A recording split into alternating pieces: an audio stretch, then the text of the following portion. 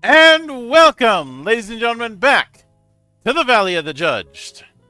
I am your one and only gaming monk, better known as Mildra, and with me, I have my good brother here in the temple, the man who had the most unlucky last 3 weeks, good brother Flame. And the worst part is that I'm not even fully recovered, so... Between illness, miscommunication, and having the cables completely screwed up due to Mother Nature being on the drugs, we ended up getting a bit delayed. Myself. Yeah, but Fateforge needs to be done, or it will haunt me for the rest of my life. Especially since there's other D20 adjacent projects like Vagabond that I hope to cover in the future. Oh. And I'm totally not saying that because Vagabond is crowdfunding their spellbook expansion right now. Wink, wink. But a few weeks ago when we covered part 1, we mostly focused on what we were able to glean from the setting, as well as characterization. And a lot of it is going to be very familiar to the 2014 version of D&D 5e. But there are little quirks here and there that help it give its own identity. It isn't reinventing the wheel with a lot of the classes, although there is one class that is exclusive to this that we covered. Yeah. Which is kind of their way of doing the knowledge version of a skill monkey without needing to bring in the rogue into that.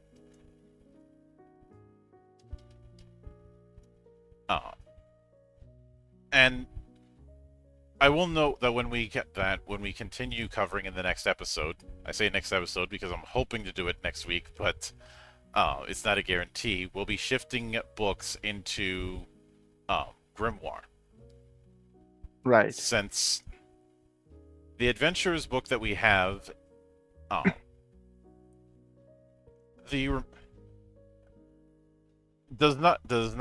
it has a spellbook sheet, but it does not have the actual spells. And when it comes to the game rules part, that part in the Adventures book, I am skipping because a lot of what's there is stuff that if you're already familiar with with the D20 system, you're going to be familiar with already. Yeah, it's pretty much what we skimmed most of this book last time, Hmm. because it's pretty much a lot of the same stuff. Yeah, that's not to diminish what is there. It's just that it's stuff that there's not a whole lot I could really say. I mean, I was tempted to cover some of the feats that I don't see an equivalent to, but all I'd really have to say is it's feats, and it's the same problem they'd often have with feats in these systems. That you have to choose between either that or having to level up a skill. Um, ASI. I Yeah. I have said from the word go that feats as a alternative use of ASI was a case of missing the point. Yeah. And I have been asked by some people why I'm so harsh on 5e. If you are going to call yourself the world's greatest role playing game, then I think I am well within my rights to check you. Yeah, especially since you saw a lot of what the game was gonna be when they were doing the tests for 5th edition. Mhm. And for what you told me, they had some really good ideas that they just decided to no, let's just change that. Uh, and when it comes to the feat thing, yes, yes, the excessive amount of feats were a problem in um, third. The proposed solution early on in the playtests was these archetypes, like sailor, duelist, and the like, where it had a suggested feat at the levels where you could get feats. So I think Right. you were getting feats at every odd level. Yeah, I think so. Uh, but and there are also certain elements that just felt like straight up regression. But you can't call yourself the world's greatest without being checked on that. And oh, just because a lot of people play you doesn't mean you get a pass. I mean, by If that logic. anything, that just exposed you more to whatever flaws you have. Mhm. And The OGL this fiasco. Oh, oh, sorry. yeah, really need to get that looked at. Yeah. There's also the fact that when whenever I have brought up certain flaws in this, a lot of people try and downplay them, and I'm like, no, these. It's not a case of, oh, that's not that big of a deal, because if it wasn't that big of a deal, I wouldn't have brought it up. Oh, It's not a bug, it's a feature. and if I'm going to give Todd Howard all the shit that I do on a daily basis, I can't even. Which I would say that I slander him on a daily basis, but it's not slander if it's true. I mean, Fallout 76 is still right there. Yeah, and it will be and it is still using the creation engine, and thus it will be one of my whipping boys. But all that said, there is one issue that 5e has that Fateforge does not, and I think we're gonna see that as we continue on. The whole, the whole, oh, you can run any kind of setting, or oh, it doesn't need a setting. It's flexible enough to run any kind of fantasy. The only time you can really get away with that kind of thinking is when you think that all fantasy is just knocking off Tolkien.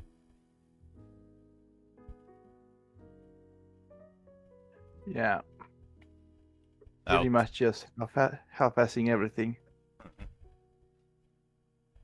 but The Ayana setting for Fateforge, which this is built exclusively around, is not. It has more in common with um, some of Robert E. Howard's work and some of the stuff that Studio Got was doing with the other projects. But for this part, we're going into the daily life of people of Ayana. And a few of the pillars we'll be going over are trade, lifestyle, resources, services, and equipment. So we will get to the weapon list. I don't think we'll have to go into too much detail with the weapons.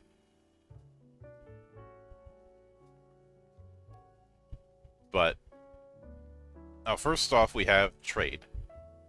Uh, I do like that one of the first things that they bring up when it comes to trade is bartering. Bartering. Yeah. Because you may come into places where coin is not as much of a thing. Uh, and there are two forms it can take. One of them is systematic negotiation, you know, the law of supply and demand. Uh, Yeah. and the other is reference good, a sort of which they describe as a sort of proto-currency, a semi-non-perishable commodity whose value is commonly recognized. It could be seashells, salt blocks of about 1 pound, or cattle. In regions where such references are used, it is possible to roughly determine exchange rates. For example, a sword may be worth 300 pounds of salt, 15 precious seashells, or 1 ox. For adventurers, the difficulty will lie in them finding suitable commodities to use as references, not to mention having the time to negotiate deals that are halfway between pure bartering and trade with reference goods being used as standards. Uh, I would trade my sword for like a sack of salt. hmm. Priorities. Oh yeah, but the the equipment chapter provides some indicative prices for common commodities. The illicit prices are those in use in the region of the Free City. Keep in mind that these numbers can vary greatly from one region to another, depending on how rare the merchandise is and on how much value the local populations give it. Um, this sort of thing here, especially that last sentence, that ends up almost acknowledging why I didn't use a straight up currency system in Legend Edition, because Because everything has a different value to everyone. not to mention certain things may be more or less valuable in certain settings, and I was writing setting agnostic. Right. The setting agnosticism wasn't an ass pull, it was built into the fabric of things. But and we do have a short story about setting foot in the world city. And then we get to coinage. Uh, I'd say the exchange rates for coinage are pretty standard here. Um, it is made clear that the coinage is largely established in the Free City and Dwarven kingdoms, and has become the more common trade value. Right. But places that aren't in that trade network may refuse certain coins or only accept barter, which, if they're going to do barter, they're going to do it so that they come out on top. But obviously, gold, silver, and copper pieces are the most common. Um, Everybody forgets about Electrum.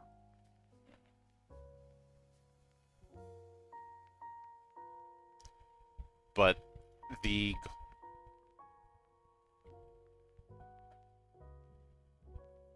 the gold piece is meant to be the standard measure of value. The actual exchange is in gold bars, letters of credit, or valuable goods.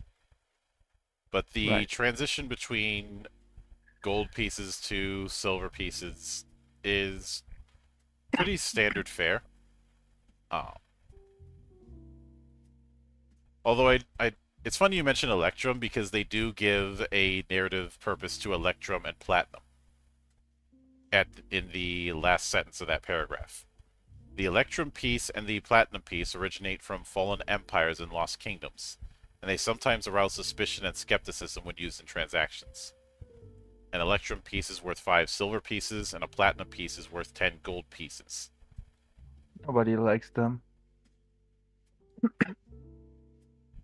I mean, yeah, but I'll give them credit for giving it a reason why it's there and why it's not used as much. Yeah. Uh, though we also have a module approach with coinage and politics. The terminology is symbolic since these pieces are actually composed of alloys.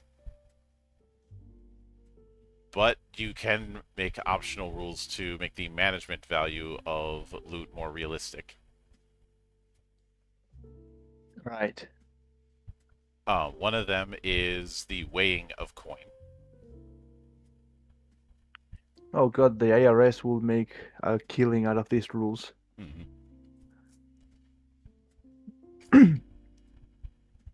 So, because of a rule called the weighing agreement, which the Free Cities trading partners have respected for 100 years, the proportion of metal must be the same in every piece.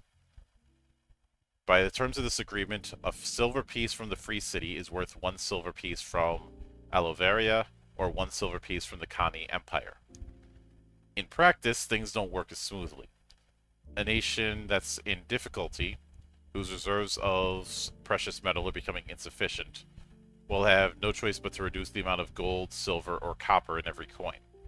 This lesser money is usually accepted by local workers and artisans, but would meet the disapproval of international traders who increase their selling prices to compensate for the devaluation. This may lead the country to become increasingly shunned by foreigners or even isolated in most extreme cases. It sounds like my country. Additionally, when traveling to another country, adventurers should keep in mind that the prices may vary greatly from what they are used to. Imported goods may be up to 50% more expensive, while local products will nominally cost the same price as those in the Free City. That's an interesting thing to put in this, and it's something you don't see often in role playing games. Yeah, it's a nice way to really delve into world building as well. Like, if you're gonna make a nation that is really struggling by, say, problems with mining resources or everything, this just works wonderfully. And obviously, mining resources for coin is not going to be a priority if a nation is at war or dealing with a monster problem or whatnot. It's pretty much why we switched from coins to using money on paper. Uh, and we also have a side rule for playing money-related inconveniences. Uh, to throw a curveball when it comes to trying to get items. First off is preliminary negotiations. The PCs must first make a DC 15 intelligence history check to realize that the money of the country they're in might be undervalued. If they want to be appropriately paid, they'll have to stress that they do not want to be the victims of unfavorable exchange rates and negotiate accordingly, requiring a DC 15 charisma persuasion check. If they succeed, they or the person they are dealing with will be able to go through the necessary procedure to get their money's worth. In other words, passing both checks neutralizes the issue. Nice. And then we have taking stock. In the case where the PC's adventure has taken them through several different countries, the PC who has been the most involved with the party's logistics must make a retroactive DC 10 intelligence check at the conclusion of the adventure. A failure means they have been unable to keep track of exchange rates and anticipate the matter of devaluation, meaning the party is poorer than they thought. The value of the money they have earned in the course of their adventure is reduced by 10 times 1d4%. Holy shit! For a net loss Imagine, of 10 to imagine, 40.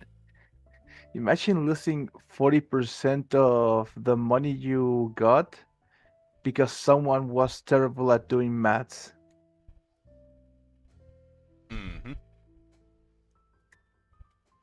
But then we have dedicated scenes. The leader can also play out such occurrences in detail, devoting dedicated scenes to negotiations, interactions with dishonest gold weighers, the necessity of changing pieces when entering and leaving a country, or the refusal of merchants to accept coin they do not trust.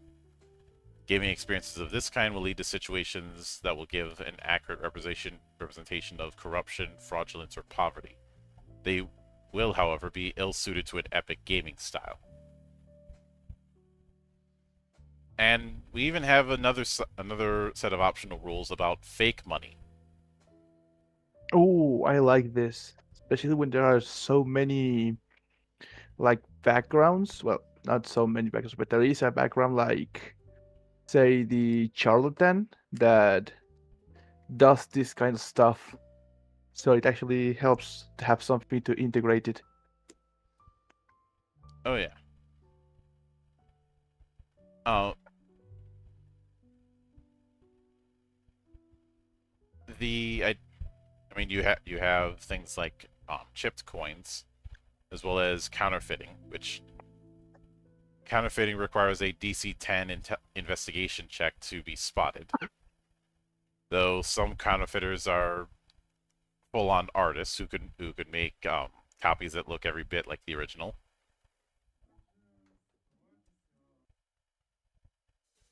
And official counterfeiting, a state that is in financial difficulty, may stoop to secretly reducing the proportion of gold or silver in its coinage. It may even go so far as to make fake money in its workshops, copying pieces that are deemed trustworthy by foreign merchants in order to make strategic purchases. A large order to the gnome engineers of the Aeolian, for example. Obviously, reporting the circulation of fake money to the government is then a fruitless endeavor. Those seeking to bring the matter to light might even suddenly disappear. Oh my god. I can't believe that Dwarven all along had fake money. But then we have that's if you want, that is a grounded module. Then we have a intrigue module with the Steinbanken. Um,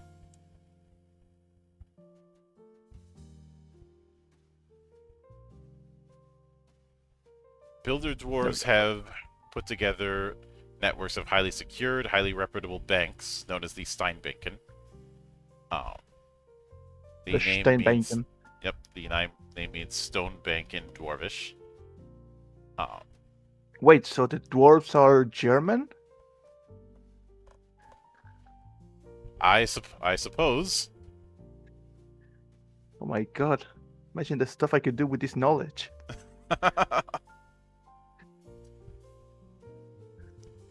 Yes, you could have that in dwarven taverns. They're serving spot salad schnitzel, Yes. and the fact that strudel is serious business. Some of you think I'm joking like that, but no. No, it really is. uh, Now I can properly make that one scene from Inglorious Bastards in a Fateforge setting. Say auf Wiedersehen to your dwarven bolts.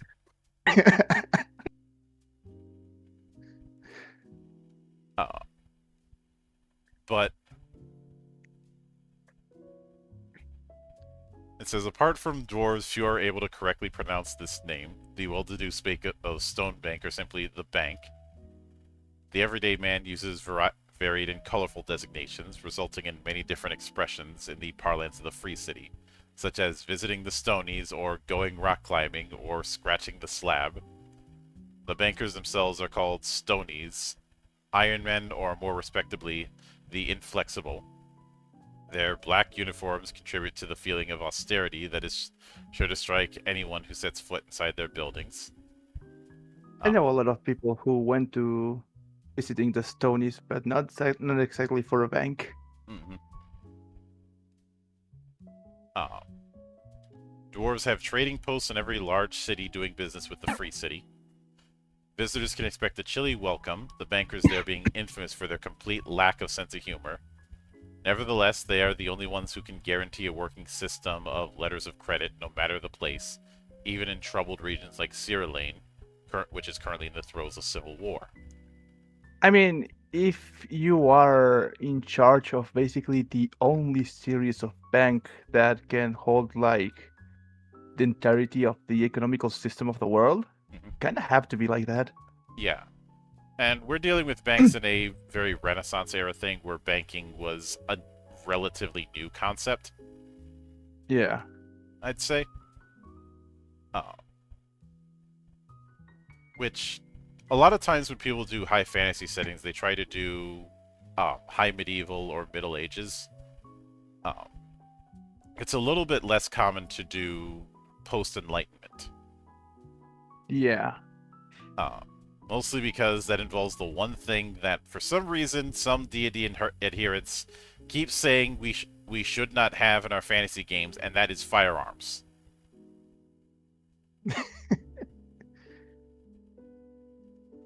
One of my buddies got kicked off of the D&D subreddit for wanting to make rules about firearms from different eras, and the argument that was thrown at him was that's going to unbalance things. It's like, is it? Not if you're competent. And I know him. He is competent. He's been competent since the days of Serena Dawn. And long before he was making official stuff, he was doing stuff like making a D20 modern take on Ghost in the Shell or a fusion take on Alien. Uh, but we also have letters of credit. To avoid transporting large quantities of gold and attracting unwanted attention, merchants regularly make use of letters of credit. They entrust a certain amount of gold to a bank, pay a transaction fee, and obtain in exchange a document that entitles them to withdraw the same sum from any bank belonging to the same network. Said banks can deliver the withdrawn sum in several forms: free city coin, local coin, jewels, etc. Of course, the choices available depend on what the concerned bank has in stock. And there is a 5% transaction fee. And this would make for an interesting twist in a story of somebody trying to use that letter of credit to make a withdrawal. But unfortunately, Yeah. the trading post they went to is out of stock of the particular type of coinage that they need. Or if they may or may not be the actual people that use that Mm-hmm. own that letter of credit. Yeah. But some places use gemstones as currency. The Elven Kingdom, Shi Huang, um, Rakmagak are some of the regions that do so. Gemstones are considered as valuable as coin. And we do have um, a base value when it comes to different types of precious stones. Oh, neat. Gemstones have enjoyed a renewed popularity among prosperous merchants and the wealthy because they are harder to counterfeit. Uh, but you have the ornamental stones such as moonstone, quartz, topaz, and turquoise. Semi-precious stones like agate, amethyst, jade, and obsidian. Organic stones like amber, coral, jet, and pearl. And even gemstones: diamond, emerald, ruby, and sapphire. So this is a lot of detail for just currency. I like it. They're not half-assing a lot of the stuff on the setting. Mm-hmm. But Then we have lifestyle.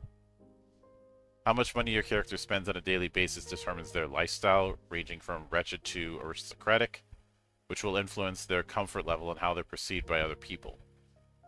Lifestyle expenses provide you with a simple way to account for the cost of living in a fantasy world. They cover your accommodations, food and drink, and all your other necessities. Further expenses cover the cost of maintaining your equipment so you can be ready when adventure next calls. Wait, so you can't just be a wandering murder hobo? Perish the thought. Ooh, shame on them. They hate fun. No, it just Insert means, generic excuse. yeah, this means that you actually have to be someone, gasp, in the setting. I mean, if your character is gonna act like a psychopath, then just don't be surprised when everyone else in the world treats them as one. True, but at the start of each week or month, you choose a lifestyle from the expenses table and pay the sustain price. Uh, you can also get a daily income. If you choose to do it monthly, just multiply the listed price by 30. Uh, but in addition to the price per day, you also have a daily income. So we have self-sufficient, wretched, squalid, poor, modest, comfortable, wealthy, and aristocratic.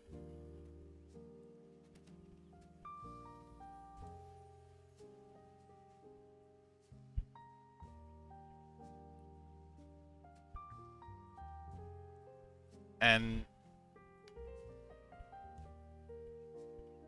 with self-sufficient, we have this is for people who prefer living out in the wildlands.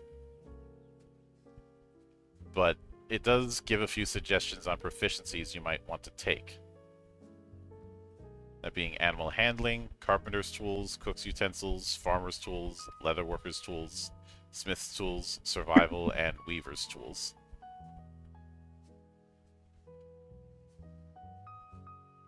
And then the rest and how much they cost per day.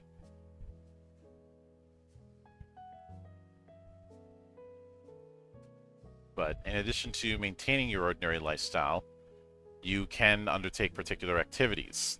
Such projects will require time and money, but will bear fruit in the long run.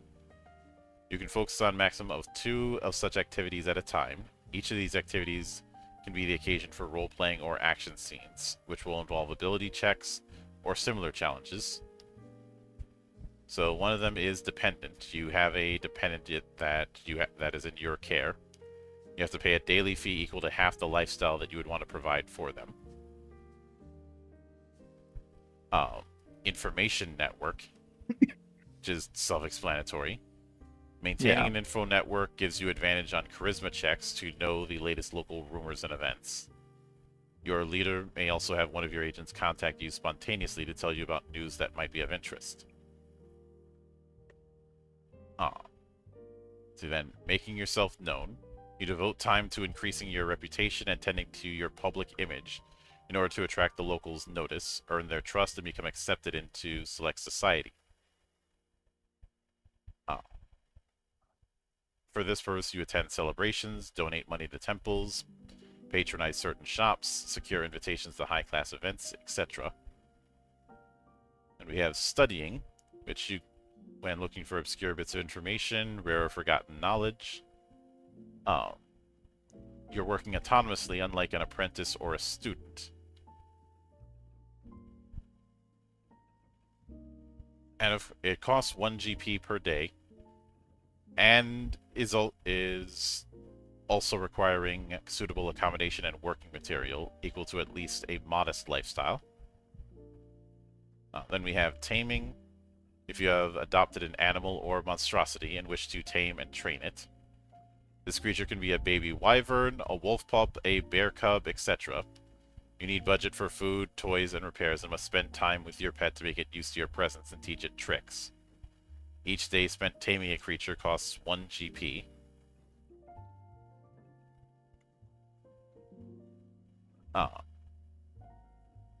There's also therapy. Each day spent undergoing therapy for severe ailments costs 1 GP. The GP cost covers professional help, the price of various treatments you must acquire, either medicine or drugs, as well as compensation for damages, such as broken or destroyed objects during your crises. Uh, then training.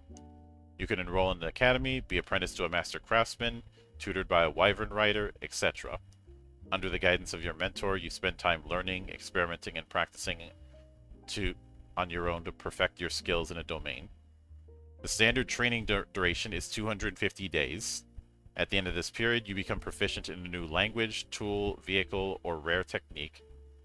Each day of training costs 1 GP in addition to your regular lifestyle expenses. I always like it when you do have the option for downtime mechanics, as opposed to just saying, oh, just roleplay your downtime, and then that's it. Yeah. I think for 5e, let me check. I have the book right here. Uh, don't worry, I actually didn't purchase any of the books. I just get the PDF and have a friend print them for me. Mhm. I refuse to pay for anything that Wizard of the Coast make. I do not blame you. Uh, yeah, here it is. In Senator's Guide to Everything, you have a few ways to actually spend downtime, and they have some really neat outcomes. The problem is why is not that in the main rule book? Mm-hmm. And as always, because they want money.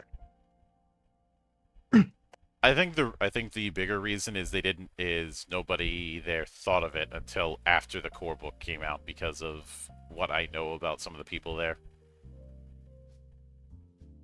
How many years or months passed between the release of the core rulebook and the guide? Let me check.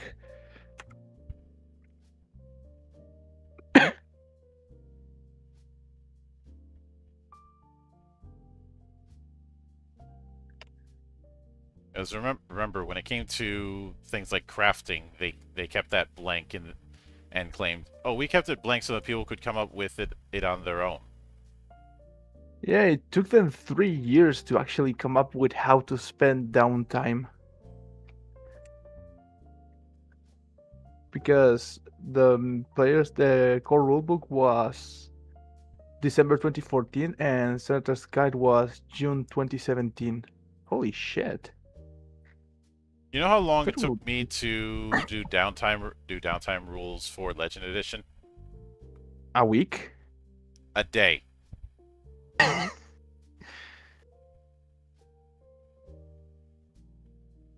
One god. day. And by that point I already had it accounted for.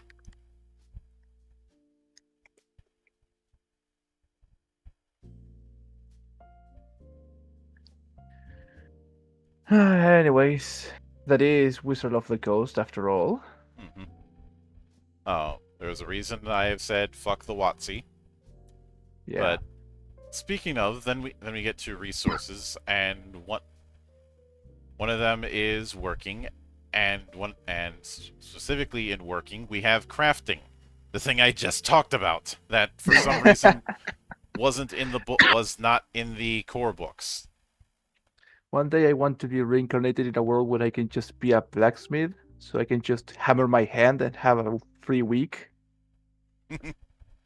Oh, it could plot twist. You end up being reincarnated as a tanner. Oh god, no. Oh, I know some. I've met someone who's worked in a tannery, and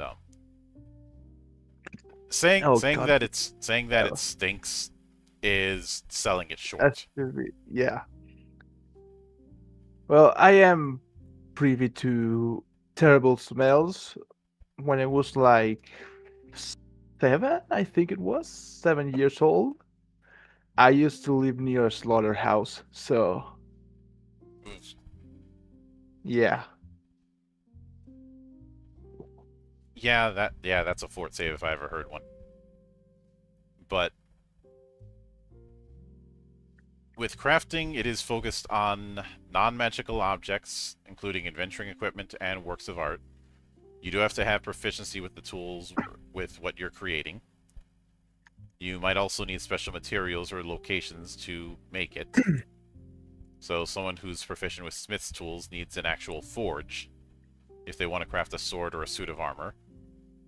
For every day of downtime you spend crafting, you craft one or more items with a total market value not exceeding 5 GP, and must expend raw materials worth half the total market value. If something you want to craft has a market value greater than 5, you make progress every day in 5 GP increments until you reach the market value of the item. So, crafting a suit of plate armor, which has a market value of 1500 GP, takes 300 days to make by yourself. Multiple characters can combine their efforts towards the crafting of a single item, provided that the characters all have proficiency in the requisite tools and are working together in the same place. Each one contributes 5 GP worth of effort for every day spent helping to craft the item. So if you have 3 people who have the tool proficiency in the proper facilities, you can make that same plate armor in 100 days at a total cost of 750 GP. It's because you have always the option of, do I want it cheaper or do I need it now? Now, of course, guilds regulate markets in a lot of towns. Thieves' guilds, orders of physicians, societies of alchemists, etc. They generally follow similar principles. One of them is right to exercise. Every artisan has to obtain authorization of the appropriate guild to exercise their profession and must pay a tax on their benefits.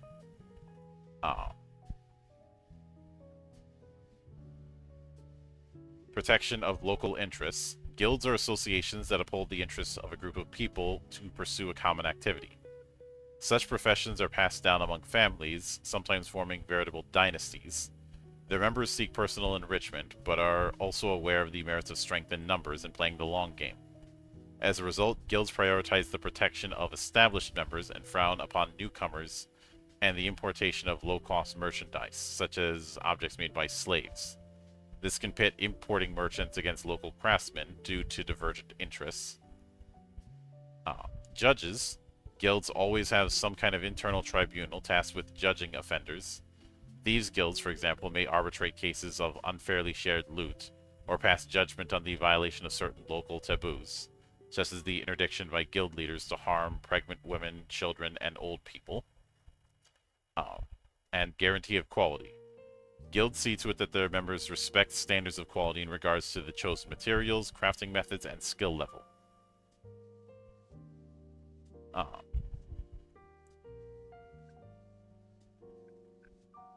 And of course, we do have different daily wage examples when it comes to employment.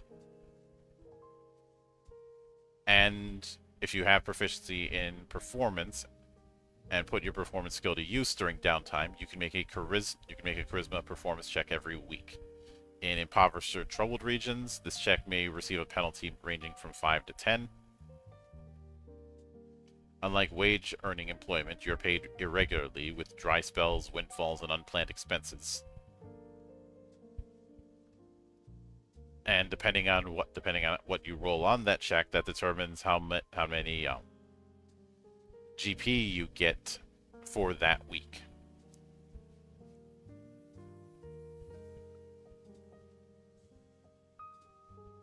Let's see that. Then when it comes to selling loot, we do have a few rules on that. One of them is that it is going to be a little bit tricky to sell magic items, mostly because you're going to have to find a buyer. Now, finding someone to buy a scroll or a potion, that's easy. Other items might be out of the range of most merchants. You'd have to do that with nobles. Yeah, I imagine not everyone will have money to buy the helmet that makes you have nightmares about animals coming back to their senses. Mm-hmm.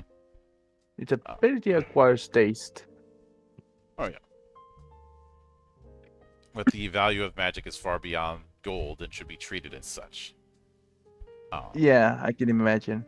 I so, mean, if you have like the thing with all the stuff that we discussed with money and the like, I would imagine that magic items would give you either spells or something that its value would persevere in the with time, like gems, since they're harder to falsify and stuff like that.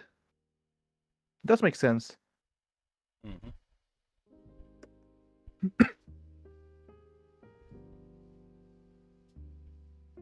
But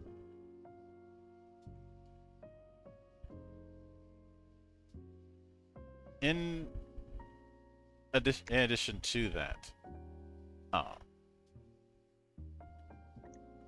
I feel like this is hammering home that even a +1 longsword is going to be far too valuable to be selling to a local merchant. You're probably Yeah. in one of my campaigns we had it. There was a wizard who always seemed to know what people needed. But in order to get to his shop, where he actually did sell magic items, um, it's not a place where you can just find it. It's the other way around. Right. And usually he's not walking about. The main way he communicates with people is through a bird that he's possessed. Yeah. The bird very well could be one of his familiars, but he seems to do it with different birds. So you might end up having a bird show up in the middle of a market and say, I've got what you need if you follow me." It gives a whole lot of meaning, new meaning to a little bird told me. Mhm. But and when it comes to trade goods, we already talked about that. But we also have a system for borrowing. That is Oh, interesting. You may have a project, but not the funds to perform the exploits that will make you rich or allow you to help someone dear, in which case you may have to borrow money. There are three types of money lending: individuals and institutions, patrons, banks, and usurers. Only right. in large towns are all three of these available. In other places, you'll have to make do with a patron or usurer, depending on the type of lender available. Rates are higher than the banks. The rate is 10% per year, but can be high as 10% per month if the person you have to borrow from is a loan shark. This means that if you borrow 1000 GP, after 1 month you will have to pay back 1100 GP. If after 2 months and you still haven't made good on your debt, it rises to 1100 plus 110, so 1210 GP. Then 1331 GP after 3 months, and so on. Right. Um, and when it comes to non-payment, all money lenders have their own methods to recover their money, and they can be very persuasive. It is in the interest of lenders that their clients do not give the idea to borrow money and make a run for it. In the case of particularly reluctant or elusive clients, lenders sell back the debt to individuals who make a specialty of tracking down deadbeats. In exceptional cases, Assassin's Guild may be called upon. The ensuing death is generally advertised to ensure that other borrowers get the message.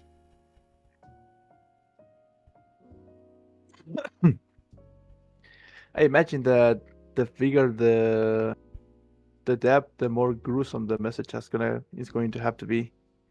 Yeah, if somebody is late, if somebody owes like 100 GP, there'd probably be a bit of roughing up, but not calling in a assassin.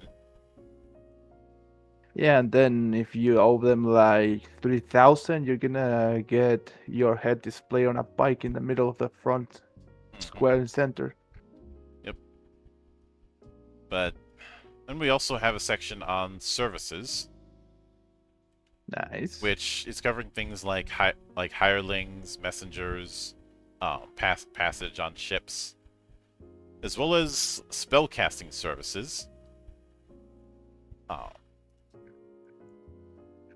Now, whether or not these are available depends on the choice of how common magic and awakening are, which that is part of the modular system, as we mentioned. Yeah. So it could be non-existent to readily available. There are three possible levels of this. Rare magic and awakening, where spellcasting services just flat out don't exist. Magic is too mysterious to be treated like a commodity. Spellcasters are so rare that charlatans and hedge witches can pass for dangerous sorcerers. Even cantrips and spells of first and second level seem extraordinary in the eyes of common folk, who regard Hold on. fireballs and teleportation as pure flights of fancy. Hold on. I need to send a message to Bob to come here and cast Fireball for me because I can't. uh, then, everybody makes the memes about fireball, but I've always been more partial to chain lightning. Oh, I'm outnumbered, and I'm in a confined area. Thanks for giving me a bunch of constant targets, idiots.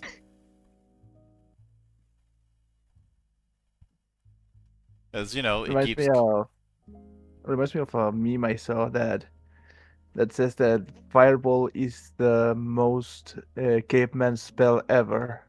You have the power of the arcane weave at the tip of your fingers, and all your Neanderthal brains can think is big fire. Yeah. On the other hand, I do remember making a build that abused magic missiles, so I was throwing hundreds of magic missiles around. It's always fun to break stuff. Yep. The problem is when it happens far too often, Or when it is or when you're on skewed. the receiving end. Then we have the option of moderate magic, where in rural areas it's the object of ignorance and superstition. However, spellcasters are not necessarily feared depending on their attitude toward other people. Enough spellcasters congregate in Ayana's larger towns to bring forth a fledgling magic economy. Apothecaries in particular commonly sell spellcasting components in addition to remedies and concoctions. Most magic users are in the service of a patron, a merchant guild, a crime boss, a noble lord, a temple, etc., that sees to their needs but also monitors their actions. As a consequence, obtaining the assistance of such gifted individuals will require the approval of the organization that watches over them. Independent spellcasters exist, but their situation can be very precarious. Either they are adventurers themselves, or they pursue an activity on their own account.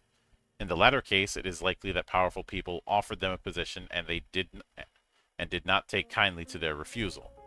Such a desire for freedom can seem suspect to the point where some governments purely and simply forbid the free practice of magic, coercing spellcasters into enrolling in a faction that can watch them and keep their powers under control.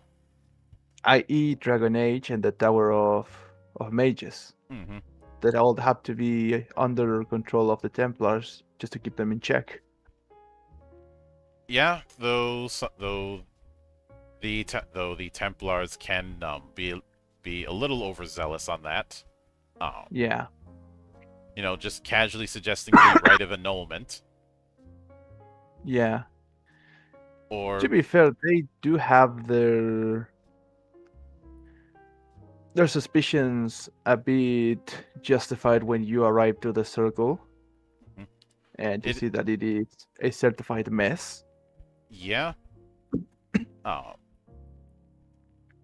on the other hand, you have as much as I have issues with the game, you have cases like Knight Commander Meredith who looked at anyone using magic as a Maleficar in waiting. True. I think that's the reason why no, Alistair just gave the fuck up and never wanted to return. Uh, it really depends on what choices were made. I think in one Yeah, case, Alistair ends up quitting simply because the idea of Loghain MacTier becoming a Grey Warden just offended him so much. I would do that as well. I would join the Green Wardens just to spite someone. Uh, mostly because, well, he's the guy who's responsible for Duncan's death, and Yeah. he can't let. Alistair is again akin to Carthonasi in Knights of the Old Republic, where they are one of the more approachable people, except for that one raw wound that's still there. It's why I always feel kind of bad when trying to play and try to make Alistair king. Uh, which I can certainly get. But then we have the more frequent magic option. Magic is so common that an economy has developed around it. Spells are commodities like any other, with average fees and legislated use. For example, combat and area of effect spells may be forbidden in town due to how much damage they can cause. Mind controlling spells may be the purview of law enforcers. Using spells of 5th level or higher may require proper authorization from a competent authority, etc. Ooh, bureaucracy. I know a lot of people think that the more frequent variant here would be devaluing magic, but in reality it isn't. It's just doing a different form. It's kind of akin to how magic is treated in, say, Discworld, where you have full schools, guilds, and the like. And if you're Yeah. going to have full on magic schools, this sort of thing isn't It- a natural matter of course. Yeah, imagine having someone go around casting power word kill just because they can. Mm-hmm. Uh, I remember in one of the settings I've been writing, um, there was a set of rules that any spellcaster has to follow called the cipher. And if you break the cipher, and because of the fact that it is basically a Gias, uh, it doesn't matter where you are, it will be known that you broke the rules. They will send a censor. A censor is basically a magic hunter. They do not use magic Now, themselves, but they use special weapons that don't cut you, but cut your ability to use magic. Like you could be sliced through. You could be sliced through the torso with it, and body-wise you're fine. But for the purposes of gameplay rules, it's the equivalent of taking MP damage or temporarily having one of your spell slots locked off.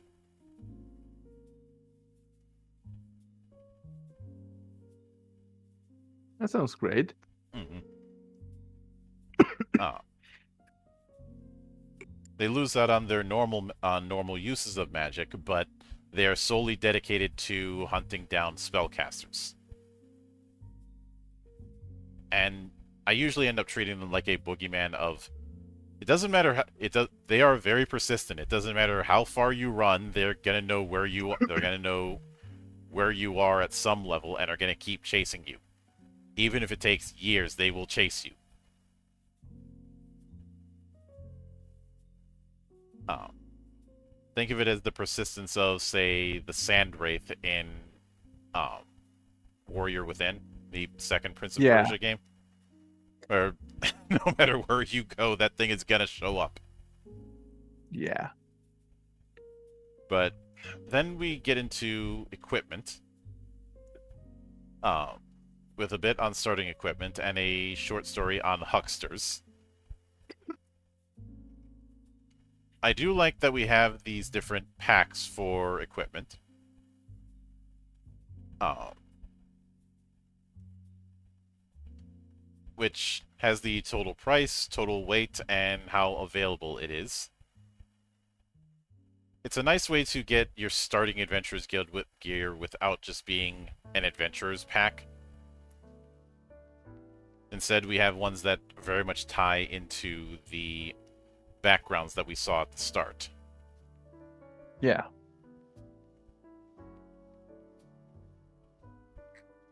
I mean, yeah,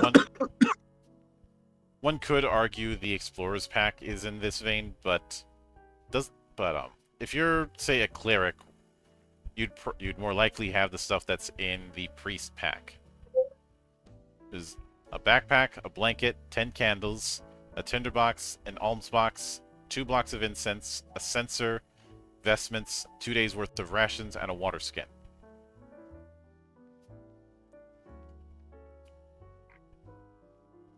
Now, truth be told, I'm never granular enough to use these kind of packs personally. I tend to be more abstract with equipment, but it is nice to have. Yeah, Let's see, when it's it comes always to... hard to properly track everything, so at some point you just have to accept that. And there are games that are better at that kind of specific tracking. Um, Year Zero does a pretty good job with it, and has heavy emphasis on it with some of its games. And Yeah. Torchbearer. But those are games that are specifically built for that kind of thing. Then we have objects with object statistics, which is pretty standard fare. I have never been fond of the whole objects with armor class and hit points. That's mostly because I think we've all had one of those cases where we want to dramatically kick the door down, but we didn't take out all of the hit points of the door. I had a specific character like that. Thankfully, my DM was merciful enough to allow me to kick doors open. Mm-hmm. I think in Otherwise, one he would have ended case with we had a barbarian who had a belt of giant strength, holy as shit. as well as multiple strength enhancing rings on, and still couldn't kick down a fucking wooden door.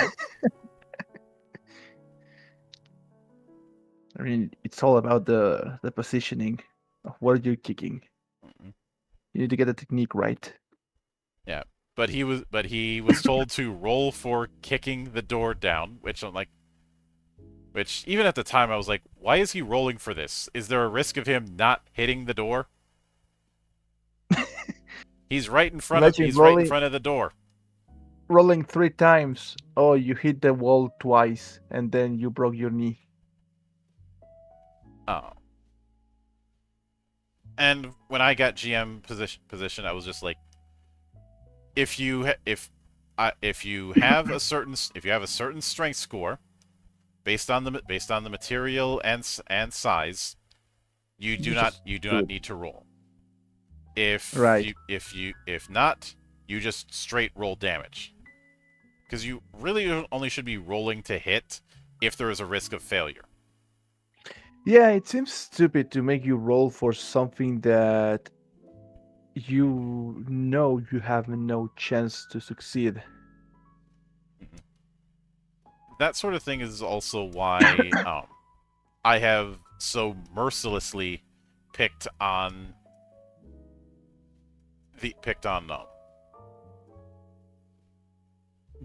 weapon equipment durability in a lot of games.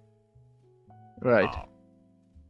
Hell, even in video games, I've never been a big fan of equipment durability. Looking at you, Legend of Zelda, specifically Breath of the Wild and Tears of the Kingdom, I hate that shit. I have one very specific trauma that not that I was a victim of, but rather the enforcer of. And that was Demon Souls PvP with the scrapping spear.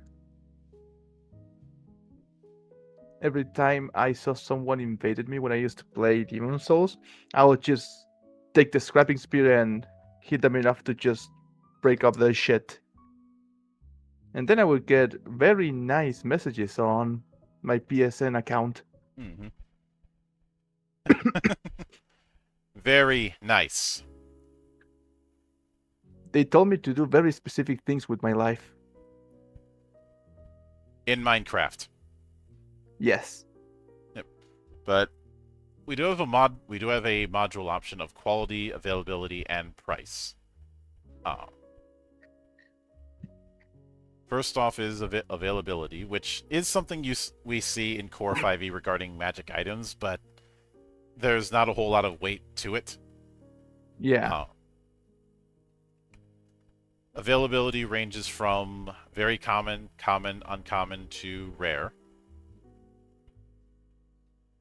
Uh, and indicative prices, where second-hand items, damaged items can influence, or artistic embellishments, or an import can influence the cost of the item. Right. Uh,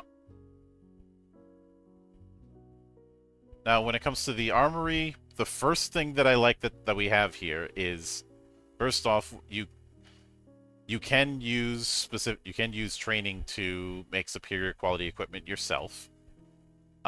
In order to do that, you need to be tutored by a master. But you have the ability to craft armor of different materials. In some cases it's armor material, in other cases you're crafting it because of a forging technique you know. Nice. Doing so can modify the costs, can put some flaws on it, but also some benefits. Um, for example, the dwarven forging technique.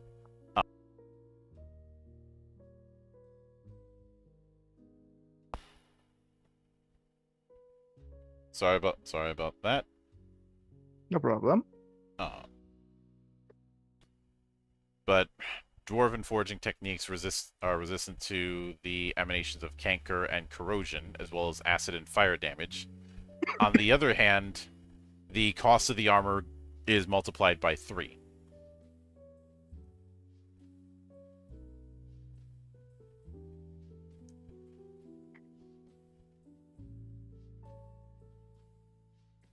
So then we have elven techniques, which reduces the normal weight of the armor by 20%. Elven scale mail and ring mail do not give disadvantage on stealth checks, and you're resistant to And the acid way damage live. and corrosion, but you're paying 3 times the cost. And we have a similar thing with silvered. Um, it counters the resistance or immunity of some creatures against non-magical attacks. However, the And the plating flexibility. erodes with time, making it necessary to resilver the weapon. Yeah. Uh,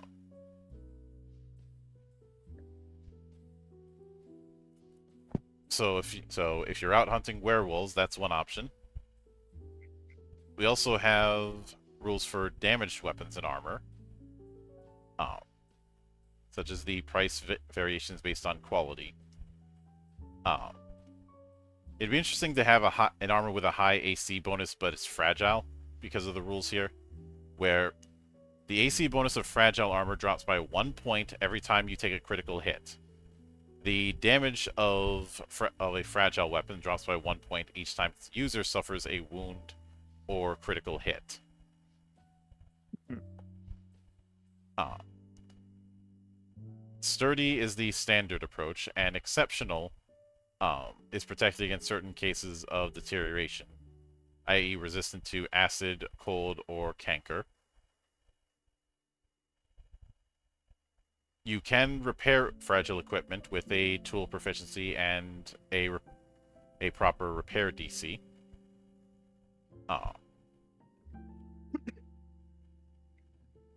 And you can restore broken equipment, but it is going to cost more. Yeah. But when it comes to weapons, obviously they bring up weapon proficiency as well as a optional setup for improvised weapons.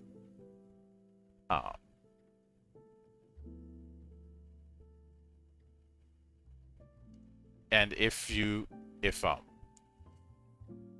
the leader wishes you to do so, you can have it where a improvised weapon is treated as a rough equivalent of an existing weapon, and if you're proficient in that, you can use your proficiency bonus, even if it's improvised.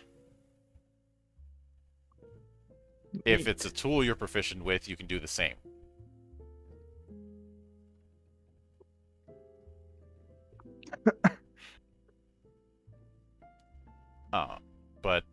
Improvised weapons always do 1d4 damage. Some of them can have weapon properties. A lot of the weapon properties are pretty standard fare. Uh, we do have a few special weapons, but the weapon list is what you might expect. Does that mean I can finally use my gambling set to kill people?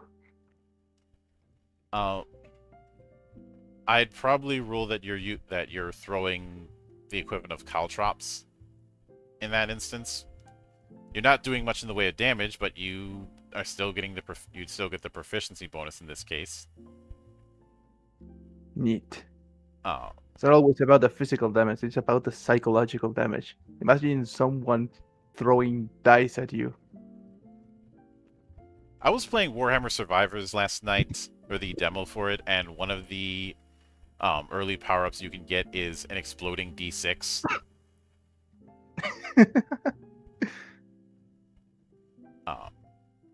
Nice. But we do have a intrigue sidebar about weapons in different civilizations. Namely that if certain culturally marked weapons you might have a hard time repairing depending on where you are.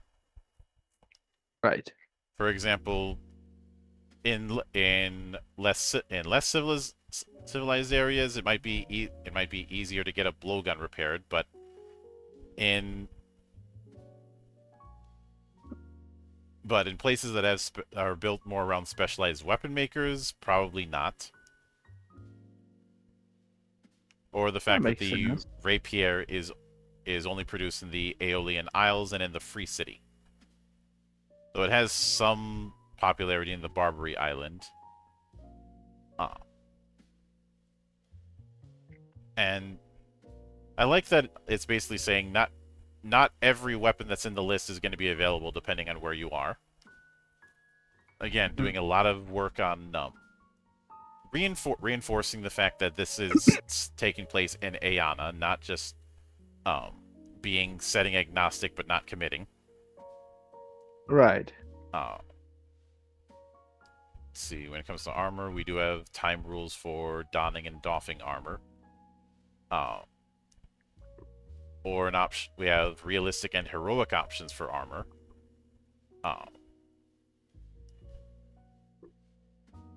Where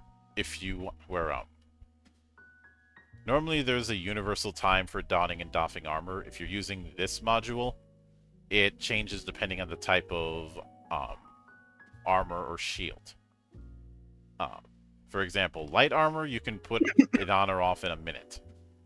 Whereas plate, it takes 25 minutes with help to put it on and 10 minutes with help to put it off.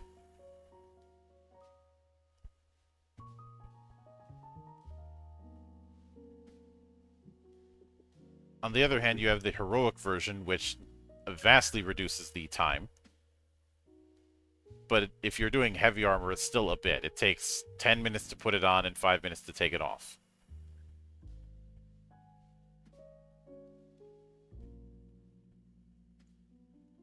But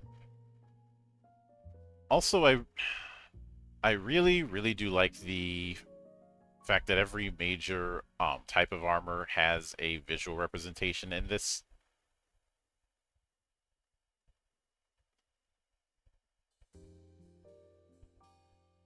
Including things like studded leather or hide. And especially scale and splint. Splint is always one that I've had to explain to some folk who aren't as familiar with armor.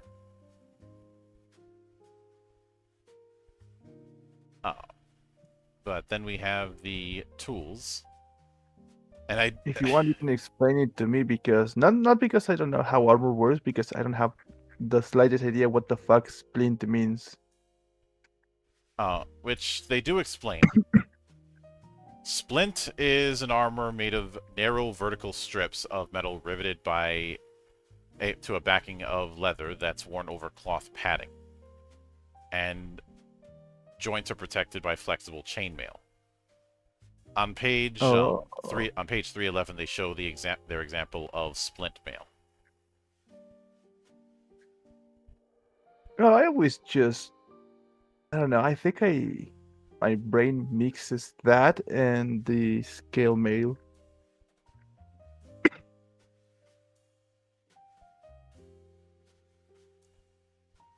And scale, well, it's overlapping pieces of metal like the scales of a fish.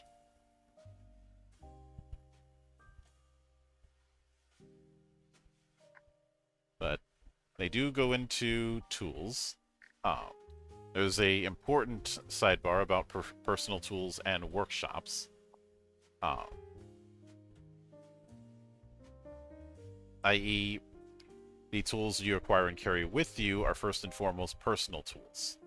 Moreover, the tools used to practice English monk a profession depend on the techniques used. For example, a grill cook will not use the same material as a baker. As long as the tools required for a profession can conceivably be loaded on a mount, and thus be brought by the concerned adventurer, what they include exactly can be hand-waved.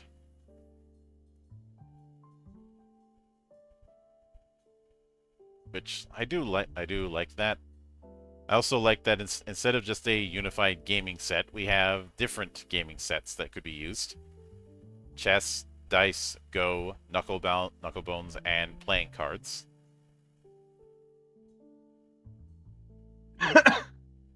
Nice. Uh, we also have a optional rule for gambling. Uh, at the beginning of each round, the players put on the table a starting ante. If they stop anteing before the end of the game, they lose the invested sum, but also limit any potential loss. Determine in advance the number of gaming rounds, 1, 3, or 5. Each round is resolved with an intelligence gaming set check. Whoever rolls highest is the winner. At the end of the game, the player's wins are totaled, and the one with the most wins gains all the invested antes. In the case of a draw, the gains are shared equally. It's a pretty simplified way to do gambling in this. On the other hand, you can do a sleight of hand check to cheat without being noticed. This check must be made Can't possibly go wrong. before the gaming set check, and is contested by wisdom, insight, or perception checks by all the witnesses. A regular failure means that the would-be cheater wasn't able to find an opening. A failure with a margin of 5 or more means whoever beat the sleight of hand check caught them in the act. And if they roll a natural 1, they're caught by everyone present. Certain cheaters will have accomplices who assist them by distracting the other participants, giving you advantage on that check. If they cheat successfully, they can choose one of the following benefits. Advantage on the intelligence check, disadvantage on the intelligence check of their opponents, if they're the ones distributing the cards or can tamper with their opponent's game in any way, or if they're proficient with the gaming set involved, double their proficiency bonus on the check.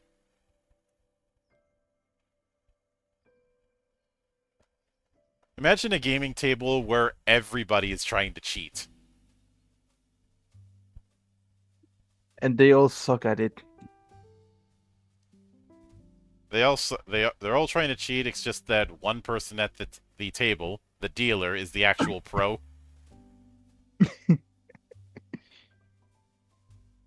I think in a case like that, you just go on and let it all happen. Mm-hmm. Oh yeah. But see, then when it comes to provisions, they do go over the equivalent cost in coinage to a trade good,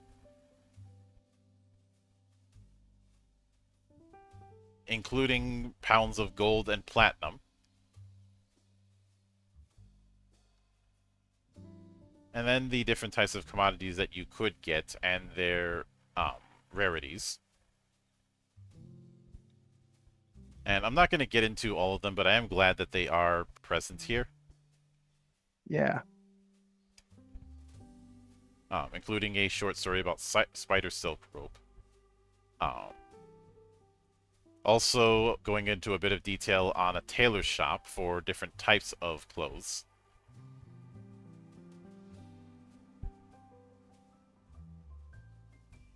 Uh, as well as getting things from an apothecary, which includes the good old alchemist fire. Always gotta love some fantasy napalm.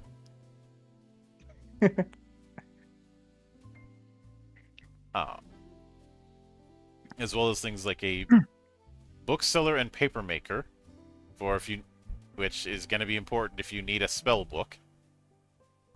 Uh, there's also the options of temples and druidic circles objects. So if you need to get a flask of holy water, you're probably going to have to go to an actual temple. So you could get a druidic focus. I do like that there are multiple potential types. Um, and it's not written. I feel like it's not put in they don't have a cost in there because you're trying to because why would a druid give a shit about money? Yeah, Drew would just grab something they found on the floor and go, "Here you go. This is Hmm. yours." Yeah. Um, I do also like that there are three types of holy symbols. An amulet, an emblem, or a reliquary. And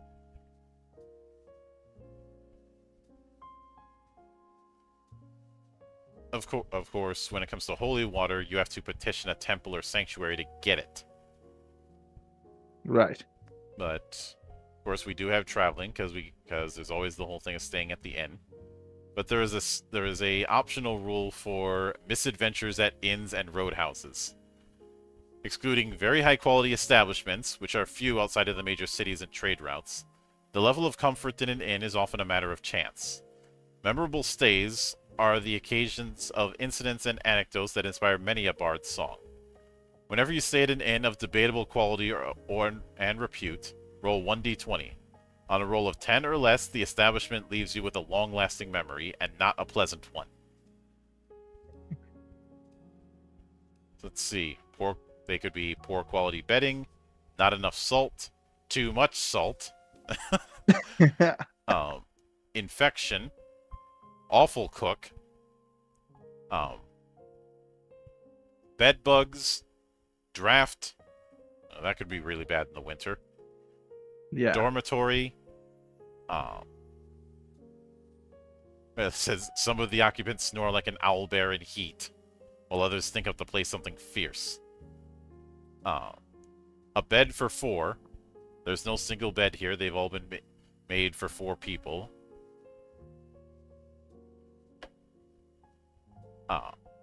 Soaked equipment. It's been raining or snowing throughout the day, so everyone's soaked to the bone. A leak. Noisy neighbors. Empty. Apart from you, the establishment is entirely devoid of customers. You have a strange feeling that something is watching your every move. Domestic troubles.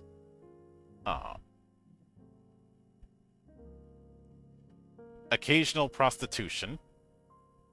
Broken. An object breaks while you were using it, and the innkeeper demands compensation. So I like they say, judging by their behavior, this may be a common gimmick of theirs. Brawl. Everybody loves an infight. Thieves. Canine din. Or shortage. So it's nice that there's the opportunity for interesting things to happen at the inn. Truth be told, I might use them even in more reputable inns just to see what happens.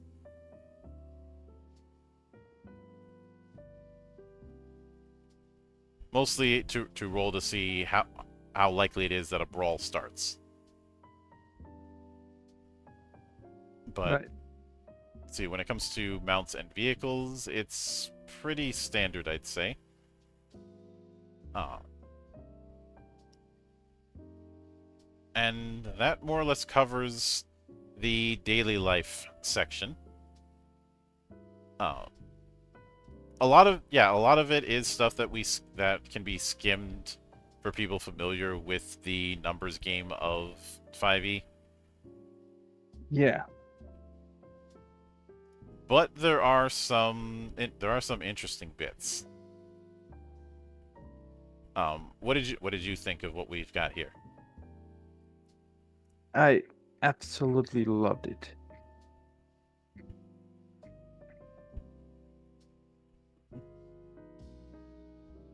Honestly, like the stuff we saw like last time, somehow I still remember that, Mm-hmm. is a lot of grounding into the world building, and I think this really ends up like completing that, making giving you tools to make the setting more grounded.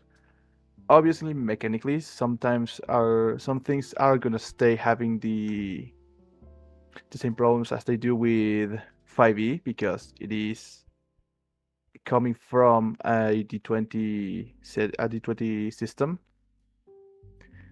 But honestly, the stuff they do for downtime and the whole thing about money with barter, the whole thing with how to forge money, stuff like that, it's all really very interesting.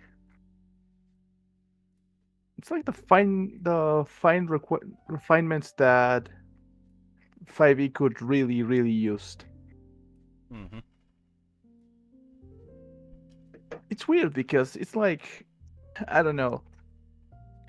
When we checked out uh Nimble, I love how condensed it was because it really summarized everything you needed to be to like learn something in the moment and just get a quicker pace on everything.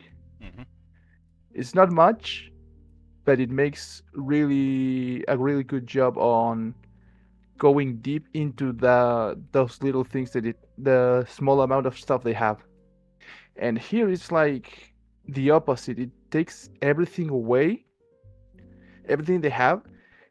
And there's a lot here because this is just like the core rulebook, and we have 400 pages. Mm-hmm. And they do a really great job to making it even more believable. Obviously, we have things that we most likely won't be using too much, like when we discuss the whole thing with equipment, it's hard to keep track of the most minute details of equipment, but Mm-hmm. I particularly love the world building in here and all the tools that it gives you for that. It's really interesting. I think it's the strongest point it has so far.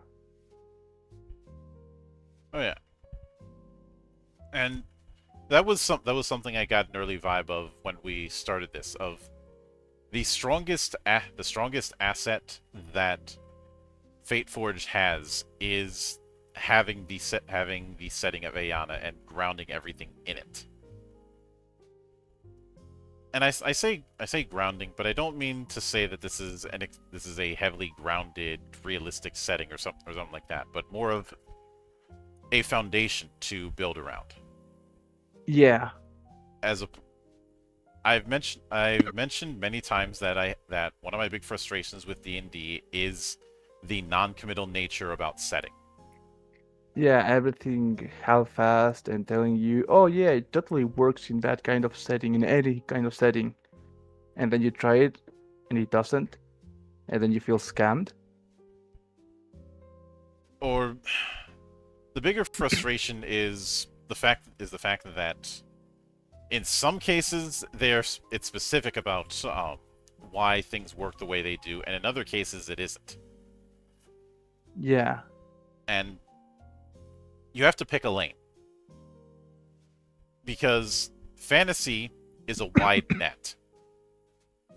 Pretty much.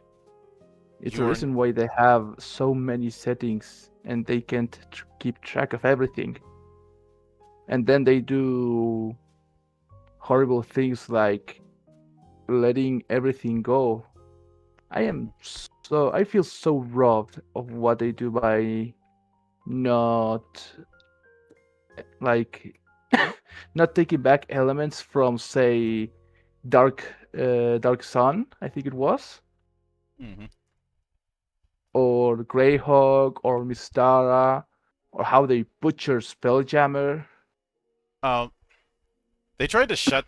Did you hear about how they tried to shut down someone who tried to make this massive Mistara campaign setting book? No way, really? Yeah, that happened for like a hot minute. They tried to shut it down, and he's like, "Fuck it, I'm just gonna put. I was gonna put. I'm going to put this up for free anyways because you can't stop me." Oh god. And then they wonder why no one likes Wizards of the Coast. Um, I could go on for days when it comes to my beefs with them because I am a professional hater, but Oh yeah, and it's not like they do a hard job at making you hate them. It's quite easy. Just look at the news for a week ago, and that's it. That's all you need. yeah. Uh, though it is kind of funny that whole you need to be a subscriber to access the drops content. People who have it can't share it. Yeah, they walked that back. Ah, Wizards. Uh, never change, never change. I would say never change, but I do actually want them to change because it's a fucking disaster.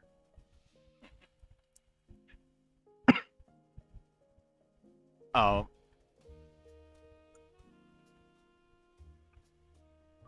yeah, yeah, it is, but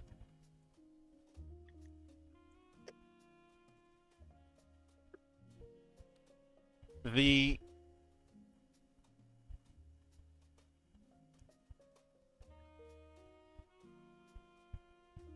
the other thing the other thing is I think for people there's always been this whole thing of people wanting to go more simulationist and how to go about that. In a lot Yeah, of cases, especially with the core rules, it's difficult to do that. But here, I think it can be done. I think it can be done. Uh, I like what we saw so mhm, far because if you have experience like we do with the system, you know what improvements they made. Do you know well the whole modularity system of what do you want in the world and what you don't want?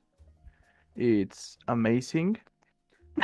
mhm, And since it's the same base, you just can go flying through it and right into the things that you know you want to check out. mhm. And if it's the first RPG you're playing, like you're gonna be having a lot of how was it like bang for your buck Yeah. because it covers a lot. Now, I said I wasn't going to cover part three, which is the game rules, but there is one thing I do want to cover, and Yes. that is wounds. Uh, Yeah, there are which, before the this part, mhm, there are a lot of stuff that makes reference to wounds on the previous parts. So yeah. So first, they go into what qualifies as a wound. Um, your wound threshold is the higher between a quarter of your max HP rounded up, or 4 plus your con mod. When either of those changes, your wound threshold is recalculated accordingly. So, and this has the gritty tag. Obviously, this is if you want to have more gritty types of play, this is for you. This is Yeah. clearly meant to, again, one of the interesting things is the modularity, so you can do different tones when it comes to Fateforge. This sort of tag thing has carried over into some of the other stuff that Studio Agat has done, like what they're doing with 7th Sea 3rd Edition, at least from what I've seen so far. And Oh, I also can't the wait to check it out. yeah, also the Price of Arrogance module they did for 2nd Edition, which they will be converting for 3rd. They've made that clear. But Nice. this is effectively wounds are effectively a massive damage rule. It's just unlike massive damage, it's not a one-hit kill.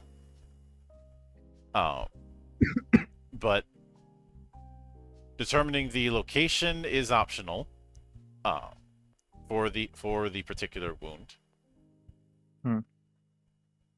But if you want to have it random, you could have it as a D10 roll, and that can have some other effects. Right. So, you get hit in the face, you're blinded for a minute, and have disadvantage on ability checks based on sight. You get hit in the head, you're stunned for 1d4 rounds, and have disadvantage on ability checks. And when it comes to dressing a wound, you do have to dress it, otherwise it will not heal. Each wound requires Right. a medicine check. The standard DC is 13, but it can be higher in difficult circumstances. If the check is successful, the wound is dressed and can now heal. On a failure, no further check can be attempted until the next day. If you bear wounds in particularly unhygienic conditions, your leader can ask for a daily constitution throw against blacking. Oh. To recover from a wound, you can either let it heal naturally or use magic. It will heal with long rest after it's been dressed. You can either remove a wound or recover your maximum hit points. Magic can heal a wound, but for the purposes of it, it has to heal hit points. Right. You compare the amount of hit points healed to your wound threshold. If it's equal to or higher than your wound threshold, the effect removes a wound and the corresponding level of exhaustion instead of healing hit points. Hmm. Magic effects that remove exhaustion, like Greater Restoration, also remove corresponding wounds. A regeneration spell removes all wounds in 2 minutes. A Ring of Regeneration lets you remove all wounds while recovering your maximum hit points when taking a long rest. Nice. But again, the greatest strength of Fateforged is its setting and its modularity. And speaking of Yeah. spells, when we come back to this next week, we're going to be shifting away from the Adventurer's Book and into the Grimoire, which Ooh. I believe you will have access to easily. The Grimoire is I have basically a book of everything ready. just spells. Nice. It is the second core book in the set. Are we going to go through all the spells? No. No. We'll go through some of them, and there's going to be a few that are familiar, but not only is Grimoire covering spells, but also covering magic-related phenomena within the setting. Yeah, like I think this setting had the whole module thing about corruption, and I think the Grimoire goes deeper into that. Yes. So we won't be covering the individual spells as much unless we find something interesting or funny or terrifying or all Or three. both.